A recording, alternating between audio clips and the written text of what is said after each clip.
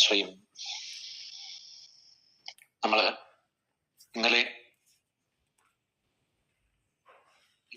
അക്ഷരദേവതാ പൂജയെക്കുറിച്ച് പറയുണ്ടായി. അക്ഷരദേവതകൾ അത് എങ്ങനെ ഉത്ഭൂതമായി എന്ന് നമ്മൾ പറയുണ്ടായി.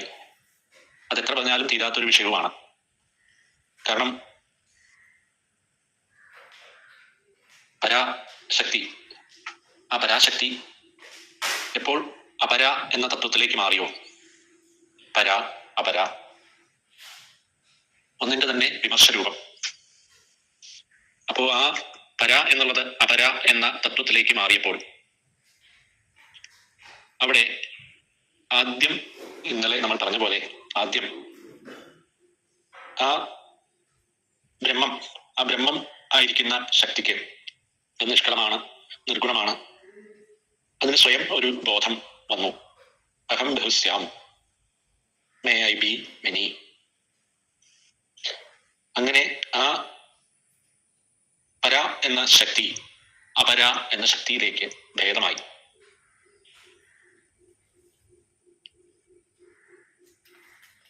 ആ അപര എന്ന ശക്തിയിലേക്ക് ഭേദമായ സമയത്ത് അതിൽ നിന്ന് ശിവന്റെ, നമ്മൾ ശിവൻ എന്ന് പറയുന്ന ആ തത്വം, ശിവന്റെ ആ ഉടുക്കിൽ നിന്ന് ഒരു ശബ്ദം, അതിന്റെ ഉടുക്കിന്റെ ശബ്ദം തന്നെ നമുക്ക് പരിചിതമാണല്ലോ. ഠിമി ഠിമി ഠമ ഠമ തടിക്ക് ഠിമി ഠിമി തടിക്ക് ഠമ ഠമ എന്നാണല്ലോ. ആ ശബ്ദം, അതിൽ നിന്ന് അനവധി ശബ്ദവീചികളുണ്ടായി.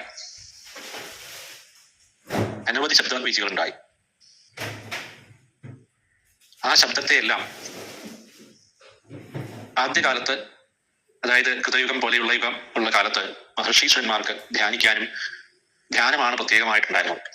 ഈ വേദം, പുരാണേതിഹാസങ്ങൾ, അതുപോലെയുള്ള വിവരണങ്ങൾ ആവശ്യമില്ല. എന്താണ് ബ്രഹ്മം എന്നവർക്ക് നേരിട്ട് അറിയാവുന്ന ഒരവസ്ഥയാണ്. അതിലേക്ക് എത്താൻ വേറെ പോംവഴികളൊന്നും ആവശ്യമില്ലായിരുന്നു. അതുകൊണ്ട് തന്നെ ഈ ശബ്ദബ്രഹ്മത്തെ അറിയാൻ അവർക്ക് വേറെ ഒരു കാര്യത്തെ അപേക്ഷിക്കേണ്ടതില്ല, ഒരു കാര്യത്തിനോട് ചേർന്ന് നിൽക്കേണ്ടതില്ല. നേരിട്ട് അതറിയാനുള്ള ബുദ്ധിവൈഭവം അവർക്കുണ്ടായിരുന്നു. ആ ബുദ്ധിവൈഭവം ഓരോ യുഗങ്ങളിലും ഓരോ കാലത്തും കുറഞ്ഞു വരാൻ തുടങ്ങി. അപ്പോ അതിനനുസരിച്ച് ഈ ശബ്ദബ്രഹ്മം ഭേദമുണ്ടായി ഏതെല്ലാം കലാസ്വരൂപങ്ങളായി മാറി, അത് എവിടെയെല്ലാം ഏതെല്ലാം ഭാവത്തിൽ ഉൾക്കൊണ്ടിരിപ്പുണ്ട് എന്ന് ഋഷീശ്വരന്മാര് കണ്ടെത്തി. ആ കണ്ടെത്തലാണ് ഒരു അക്ഷര സമൂഹമായി മാറിയത്. അത്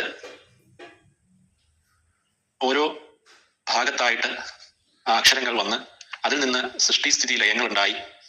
അത് ഓരോ വസ്തുവിലും ഓരോന്നിലും ഓരോ ഭാവമായിട്ട് ഇരിപ്പുണ്ട്.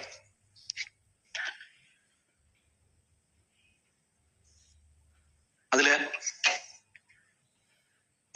മന്ത്രസ്വരൂപങ്ങളും എല്ലാം ഉണ്ടായത് ഋഷീശ്വരന്മാർ അത് കണ്ടെത്തിയതാണ്. ഇതെല്ലാം ഇവിടെ ഉള്ളത് തന്നെയാണ്, അത് കണ്ടെത്തിയതാണ്. മന്ത്രദ്രഷ്ടാക്കളാണല്ലോ അവര്.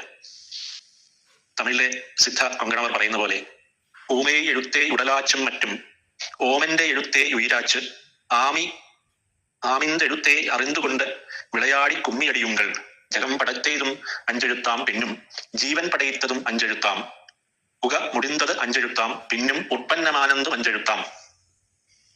അത് ഓരോ അക്ഷരങ്ങൾ ചേർന്നാൽ അത് എങ്ങനെ മന്ത്രമായി മാറും എന്ന് സിദ്ധ കൊങ്കണവർ പറഞ്ഞൊരു ഭാഗമാണ്. ജഗം പടയിത്തതും അഞ്ചെഴുത്താം പിന്നും ജീവൻ പടയിത്തതും അഞ്ചെഴുത്താം പുക മുടിന്തത് അഞ്ചെഴുത്താം പിന്നും ഉത്പന്നമാനതും അഞ്ചെഴുത്താം ഊമേ എഴുത്തേ ഉടലാച്ചും മറ്റും ആ ഊ മ എന്ന 3 അക്ഷരങ്ങൾ ചേർന്ന് ഓം എന്ന, എന്നാൽ ഓം സാക്ഷാൽ ബ്രഹ്മത്തിന്റെ തലത്തിലേക്കിരിക്കുന്ന ശബ്ദമാണ്. അത് വേർതിരിഞ്ഞ് ആ ഊ മാ എന്നായി. നമ്മൾ പറയുമ്പോൾ ആ ഊ മാ എന്ന അക്ഷരങ്ങൾ ചേർന്ന് ഓം ഉണ്ടായി. അതിൽ ആ ഓം എന്ന അക്ഷരവും 5 എഴുത്തുകൾ ചേർന്ന് ഈ ജഗത്തുണ്ടായി എന്നാണ്. അതിൽ ന എന്ന അക്ഷരം ജഡം അഥവാ ശരീരം, ജഡമായതുമുണ്ട് ശരീരമായതുമുണ്ട്. മ മായയാണ്, ശി ജീവനാണ്, വ വിജ്ഞാനമാണ്, യ യുക്തി അഥവാ ശുദ്ധി ആണ്. അപ്പോൾ നമ ശിവായ എന്നായി. ഓം നമ ശിവായ. ആ മന്ത്രം ഉണ്ടായത് അങ്ങനെയാണ്. ഇതുപോലെ ഓരോ മന്ത്രങ്ങളും ഋഷീശ്വരന്മാര് ദൃഷ്ടാക്കളായി ആ മന്ത്രങ്ങള് ഈ അക്ഷരമാതൃക ആകുന്ന ആ ദേവതാ സ്വരൂപത്തിൽ നിന്ന് കണ്ടെത്തിയതാണ്. ഓരോ ഭാഗത്തും അത് ഓരോ തരത്തിൽ ഇരിപ്പുണ്ട്. ഈ കാണുന്ന പ്രപഞ്ചം മുഴുവൻ അക്ഷര മാതൃകാക്ഷരങ്ങളുടെ സ്വരൂപമാണ്. കാ മുതൽ ങാ വരെ പഞ്ചഭൂതാത്മകം, പൃഥ്വി മുതൽ ആകാശം വരെയുള്ള തത്വമാണ്. ച മുതൽ ഞാ വരെ ഗന്ധാദി പഞ്ചതന്മാത്രകളാണ്. ത മുതൽ നാ വരെ പാദം, വാക് മുതലായ പഞ്ചകർമ്മേന്ദ്രിയങ്ങളാണ്. ത മുതൽ ന വരെ ഘ്രാണം, ശ്രോത്രം മുതലായ പഞ്ചജ്ഞാനേന്ദ്രിയങ്ങളാണ്. ഈ അഞ്ചെണ്ണം ചേർന്നപ്പോൾ 5 25 തത്വമായി. സാക്ഷാൽ പരമേശ്വരി നേരത്തെ പറഞ്ഞ പോലെ അതിൽ നിന്ന് ഭേദമായി, പര എന്നതിൽ നിന്ന് അപര എന്ന ഭേദമായപ്പോൾ ആ അപര എന്ന ശക്തി ഉന്മുഖി ആയി, അതായത് ശിവനോട് മുഖത്തോട് ചേർന്നിരിക്കുന്ന ഫേസ് ടു ഫേസ് എന്ന അവസ്ഥയിൽ ആയ സമയത്ത് അതിൽ നിന്ന് അനവധി ഊർജ പ്രവാഹങ്ങൾ ഉണ്ടായി. ആ ഊർജ പ്രവാഹത്തിന്റെ തരംഗങ്ങളാണ് ശബ്ദം എന്ന് പറയുന്നുണ്ട്. അത് നാദം, ബീജം, ബിന്ദു, ഇങ്ങനെ ഓരോ ഭാഗമായി 3 തിരിഞ്ഞു. ബിന്ദു, നാദ, കല എന്നുള്ള പറയുന്ന പോലെയാണ്. ബിന്ദു ആ ഒരു പോയിന്റ്, ഏറ്റവും സൂക്ഷ്മമായിരിക്കുന്ന ഒരു പോയിന്റ്, അത് ബിന്ദു. അതിൽ നിന്ന് ബീജം, നാദം എന്നിങ്ങനെ 3 ഭേദം ഉണ്ടായി. ആ നാദം പിന്നീട് ശബ്ദവീചികളായി മാറി. അതിൽ നിന്ന് തന്നെ ഓരോ മണ്ഡലങ്ങൾ, വന്യമണ്ഡലം, സൂര്യമണ്ഡലം, സോമമണ്ഡലം, ഇങ്ങനെ മണ്ഡലങ്ങൾ ഉണ്ടായി. ആ അപരബ്രഹ്മം എന്നുള്ള അവസ്ഥയാണ് ഈ സൃഷ്ടിക്ക് കാരണമായത്. എപ്പോൾ ശിവനും ശക്തിയും ചേർന്നിരിക്കുന്നു, ആ തത്വത്തെ വിസ് അണു, ഒരണുവിൽ നിന്ന് മറ്റൊരണുവിലേക്ക് വ്യാപനശീലം വ്യാപിപ്പിക്കുന്നവൻ വിഷ്ണു. അത് എങ്ങനെയാണ് വ്യാപിപ്പിക്കുക? ഈ പറഞ്ഞ തന്മാത്രാ സ്വരൂപങ്ങളിലൂടെയാണ് വ്യാപിപ്പിക്കുക. പൃഥ്വി മുതൽ ആകാശം വരെയുള്ള പഞ്ചഭൂതം, അത് കാ മുതൽ ങാ വരെ. അതില് ശബ്ദം, സ്പർശം, രൂപം, രസം, ഗന്ധം മുതലായ പഞ്ചതന്മാത്രകൾ, പഞ്ചകർമ്മേന്ദ്രിയങ്ങൾ, പഞ്ചജ്ഞാനേന്ദ്രിയങ്ങൾ, ഇത് എല്ലാത്തിനും വേണം. എല്ലാത്തിലും ഉണ്ട്. അണുക്കളിലെല്ലാം ഉണ്ട്. ആ ഒരു അണുവിൽ നിന്ന് മറ്റൊരണുവിലേക്ക് വ്യാപിപ്പിച്ചു കൊണ്ടുപോകുന്നത് വിഷ്ണുവാണ്.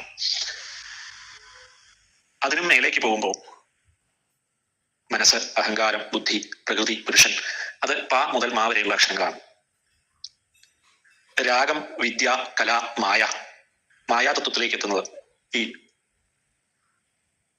ഭഗവതി അപര എന്ന തത്വത്തിലേക്ക് ഭേദമായപ്പോൾ അവിടെ തന്നെ മായയും ഉണ്ടായി. അത് യാ, രാ, ല, വ എന്ന അക്ഷരങ്ങൾ ചേർന്നാണ്. അതിൽ തന്നെ മഹാമായാ തത്വമുണ്ട്. അത് ഭഗവതി തന്നെയാണ്. അവിടെയാണ് ഷ, ഷ, സ, ഹ എന്ന അക്ഷരങ്ങളുടെ പ്രാധാന്യം പറയുന്നത്. അത് മഹാമായ, ശുദ്ധവിദ്യ, ഈശ്വരൻ, സദാശിവൻ.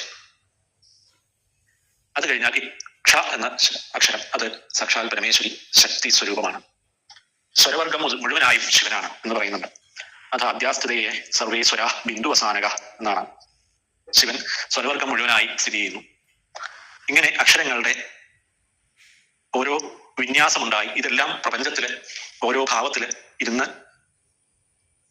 ചൈതന്യ സ്വരൂപമായി സാക്ഷാൽ പരമേശ്വരിയുടെ പര എന്ന ശക്തിയെ തന്നെ അപരയിലൂടെ ഓരോ അക്ഷര സമൂഹങ്ങളായി അവിടെയെല്ലാം ആ ചൈതന്യം ഉണ്ടാവുന്ന കാരണമായി.